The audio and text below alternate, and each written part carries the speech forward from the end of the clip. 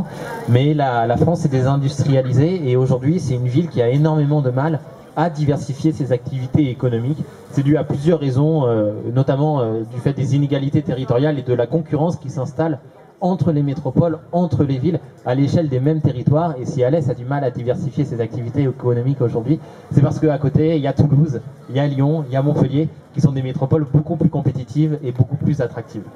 Du coup, la pauvreté a tendance à se concentrer. À Alès, on est sur certains quartiers, on atteint 50% de chômage, avec des revenus médians qui parfois, des revenus médians annuels qui ne dépassent pas parfois 5 000 euros, c'est-à-dire des gens qui vivent uniquement au RSA. Et ce qui est particulièrement intéressant, c'est ce qu'on observe dans les villes, c'est que la pauvreté va avoir tendance à se concentrer dans certaines zones qu'on va appeler, pour reprendre l'expression de l'anthropologue Jacques Donzo, des quartiers de relégation. C'est-à-dire que selon lui, la ville évolue à 3 vitesses. Il y a d'abord des quartiers qui se gentrifient, c'est les vieux centres en fait, les quartiers qu'on aime visiter quand on visite des villes. Il y a des quartiers qui se périurbanisent, c'est-à-dire des gens plutôt de la classe intermédiaire qui vont avoir accès à des maisons un petit peu plus grandes, à des jardins, et qui vont s'éloigner de la ville pour avoir accès à ces surfaces-là.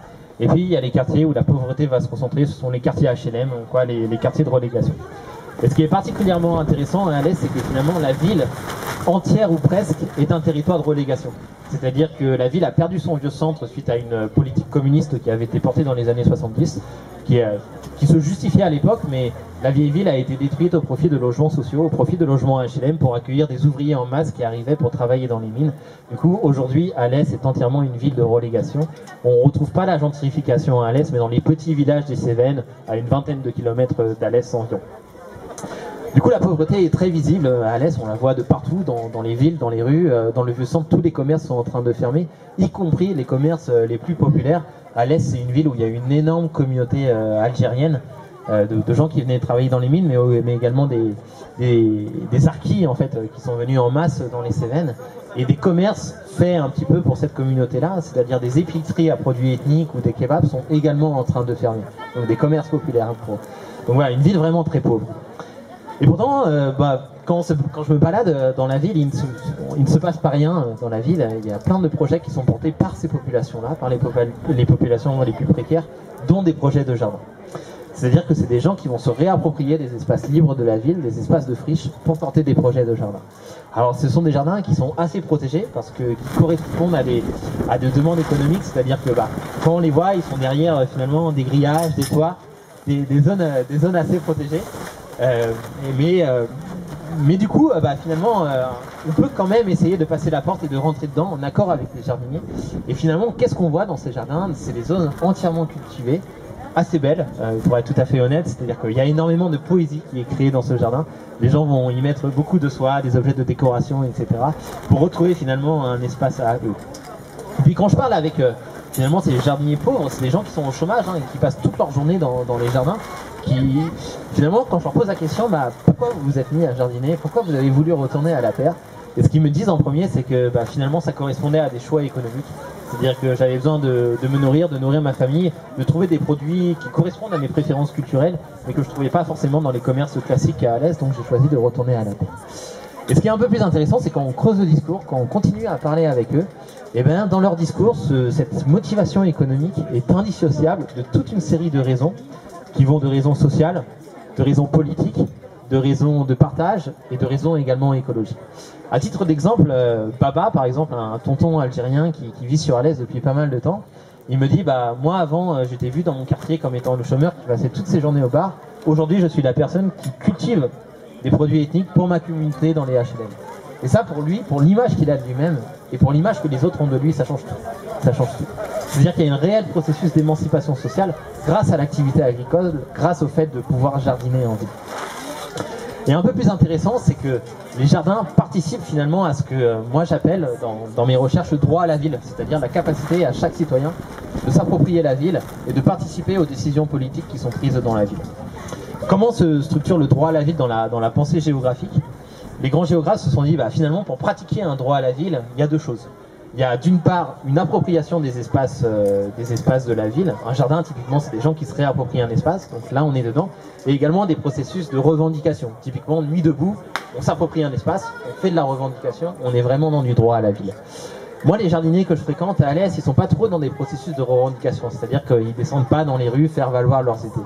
Pourtant, par le geste quotidien, par le fait de jardiner au quotidien, ils changent vraiment les choses, et pour eux, et pour la communauté alésienne dans son ensemble. Car même si les jardins ne sont pas accessibles aux non-jardiniers, les jardins apportent des choses pour la ville de manière générale. C'est-à-dire qu'ils créent des espaces de balade, ça lutte contre l'îlot de chaleur urbain. Le professeur Lévy citait tout à l'heure les enjeux de santé publique qui sont associés au jardin de manière générale.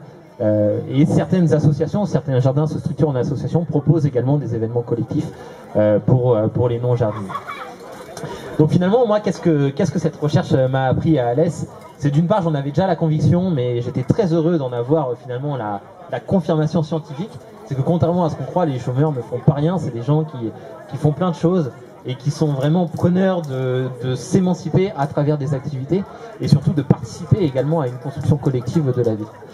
Et du coup, ça, qu'est-ce que ça veut dire dans des villes pauvres comme Alès? C'est que finalement, les gens pauvres, je dis ça pas du tout de manière péjorative, mais vraiment dans une perspective de les accompagner en fait dans leur processus, c'est que ils savent ce qui est bon pour eux, ils savent ce qu'ils veulent faire de leur vie, ce qu'ils peuvent faire de leur vie, ils demandent simplement d'être accompagnés. Et des politiques publiques peuvent être mises en place dans ce sens, c'est-à-dire accompagner les populations pauvres dans leur émancipation sociale et dans leur émancipation économique. Et les jardins ont toute leur place dans les villes durables de demain.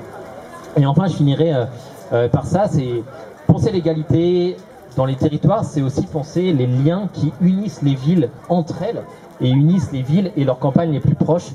Aujourd'hui, on est dans des politiques de métropolisation. Alors ça, c'est une très bonne nouvelle pour la décentralisation de l'État, selon moi. Par contre, c'est qu'on est sur des processus finalement de concurrence économique au sein même des territoires qui vont être parfois très virulents et très injustes. C'est-à-dire que les villes ne partent pas sur le même pied d'égalité. Quelque chose qui est très visible, par exemple, c'est si vous allez dans le département de la Loire, Saint-Étienne, c'est une ville qui se fait entièrement phagocyter par la métropole lyonnaise qui s'étend comme une pieuvre là à l'échelle du territoire. Pareil pour les villes comme Rouen, finalement, Paris est en train de vite rattraper finalement ces villes de province. Donc finalement, à l'échelle finalement nationale, il y a également, je pense, tout un champ politique à ouvrir sur comment on peut penser dans une politique de décentralisation de l'État, des politiques égalitaires dans le développement des villes, en accompagnant justement les villes moyennes qui sont souvent peu compétitives par rapport aux monstres qu'elles ont à côté de chez elles. Voilà. Merci.